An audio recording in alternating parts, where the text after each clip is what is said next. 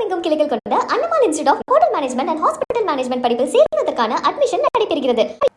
கபடி பயிற்சி அளிக்க தேவையான கட்டமைப்பு வசதிகளை ஏற்படுத்த வேண்டுமென இந்திய மகளிர் கபடி அணி பயிற்சியாளர் கவிதா செல்வராஜ் வலியுறுத்தினார். இந்திய மகளிர் கபடி அணியில் தங்கப்பதக்கம் வென்ற முன்னாள் வீராங்கனையும் பயிற்சியாளருமான கவிதா செல்வராஜ் சிவகங்கை திறந்தவெளி விளையாட்டு அரங்கில் வீரர் வீராங்கனைகளுக்கு சிறப்பு கபடி பயிற்சி வழங்கினார். தமிழ்நாடு விளையாட்டு மேம்பாட்டு ஆணையம் சார்பில் நடைபெற்ற இந்த முகாமில் புதிய நுட்பங்கள் மற்றும் யுத்திகள் கற்றுத்தரப்பட்டன. கபடி வளர்ச்சிக்காக கூடுதல் கட்டமைப்பு வசதிகளை உருவாக்கி தர வேண்டும் என கவிதா அரசுக்கு கோரிக்கை விடுத்தார். எல்லாருக்கும் வணக்கம். என் பேர் Kavitha Selvaraj, Asian gold medallist, Indian team captain.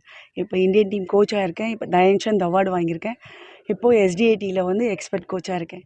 இப்போ விசிட்காக இங்கே ஒவ்வொரு ஹாஸ்டல் எங்கள் கபடியை பார்த்துட்டிங்கன்னா வந்து எல்லா டிஸ்ட்ரிக்ட்லேயும் ஹாஸ்டல்ஸ் இருக்குது, ஸ்போர்ட்ஸ் ஹாஸ்டல். எங்கள் கபடியில் வந்து 7 ஹாஸ்டல் இருக்குது.